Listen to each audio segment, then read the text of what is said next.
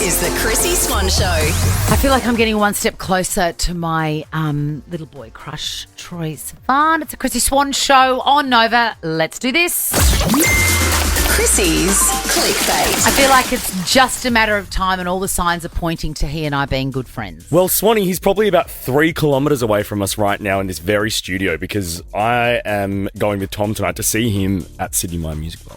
I would love to go, but I can't leave the house still. No, shame. I'll send you lots of videos. But did you see how fond he was of the old lady that he went to the ARIAs with? Yes, it's his mother, but it means that he's okay with that sort of company. Yeah. All right? He'd love it. So big night for him. He won Album of the Year and Solo Artist of the Year. Very well deserved. He just shines with goodness, doesn't he? He does. And he told a fabulous, candid, very relaxed story up there, and you could feel the love from the audience. They were just like, normally people get up and accept an award and they're just like, oh, shut up and get on with it.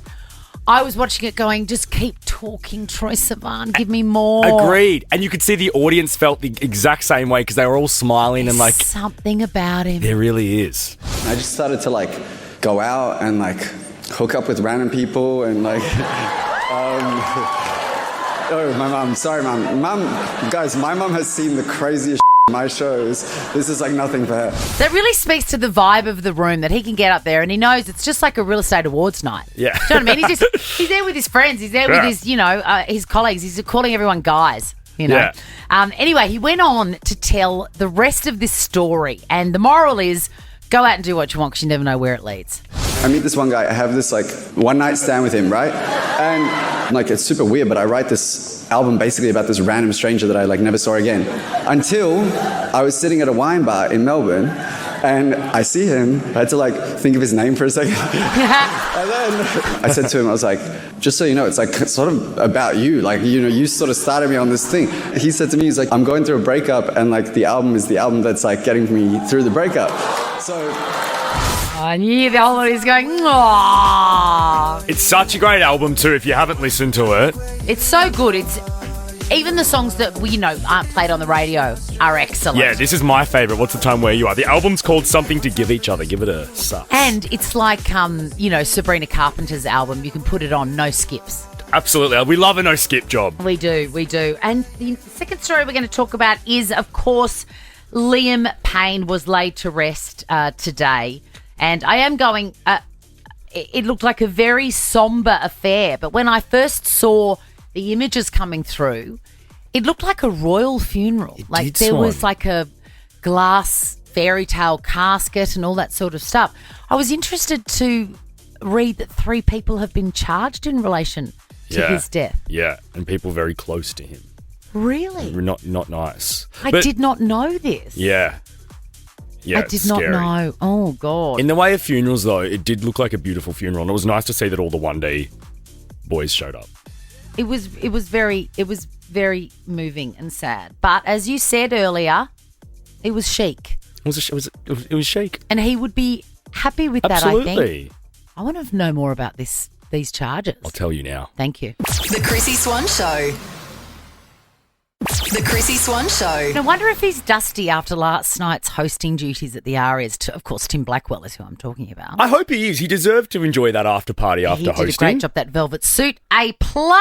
Let's do this. Chrissy's Clickbait. Imagine having a president-elect that makes you feel so misunderstood and so unsafe that you have to literally move out of your country. Ellen DeGeneres and Portia de Rossi are moving to England. After the Trump win. Did you hear yesterday it was announced that he's appointed Dr. Oz from the telly yes, I think you told me that. as the main administrator of their Medicare. Mate, Trump loves a celebrity. Don't worry about their credentials and stuff. Is he the best person for the job? I mean, according to American people, yes. I just can't believe it. Dr. Oz. Dr. Oz. I like Dr. Oz. Was Dr. Phil not available? Anyway, Ellen and Portia are moving to England. I think they will really like it there. Same. They will have, they'll be able to scratch their itch of buying 7,000 properties and then flipping them. Yeah, and the weather's always grim and cranky, just like Ellen. you imagine, where would you move? If you had to move somewhere, where would you go? In Australia or overseas? Overseas. Oh, I know where you'd go. Paris. Really? Oh, actually, no. Oh, Paris or London. I think you'd go to California. Before COVID, I would have said that, but Yeah. apparently LA is a bit grim. Oh, is it? All right. Where would I go if I could move anywhere? I think I know. Where? Italy. Yeah, you did love Italy, I didn't you? loved Italy because they're naughty Yeah. and they don't read the use by date. Yeah, and there's no rules there. There's no Yeah. rules. They trust you to make the right decision for yourself. I can see that in your future, Swan. Yeah, I'd like that. Actually, no, I would do London because I'd be in like the hustle and bustle all the time, and then it's easy to just jet off to Paris when I want. Wouldn't that be magic? Anyway, good luck to Ellen and Portia. I mean, she could always come back to Geelong in Victoria, which is where she's from. Portia. She's erased that memory from her brain. Now, we talked yesterday about Post Malone being announced as being at Coachella. I don't know why they staggered this and buried the headline. Well, I think it was leaked, Swan. The Post Malone was a leak. Okay, because I thought Post Malone would be the biggest act there, but I was wrong. Lady Gaga is, I'm going to say, is the actual headliner. Do you Yeah, think? Yes, yeah, yes. yeah. Lady Gaga is headlining other names, okay? This is a great lineup. There's the obvious, Lady Gaga, Post Malone, Charlie XCX, The Prodigy. I know that's like, me being old. Missy Elliott. Sick. Benson Boone, who we love on Nova. Benson's getting a little showing. There are so many amazing T-Pain, Megan Thee Stallion, Yeah. Kraftwerk from the 80s. I was going to say, who were Kraftwerk? Kraftwerk were like, full on, like the first sort of German electro, really groundbreaking.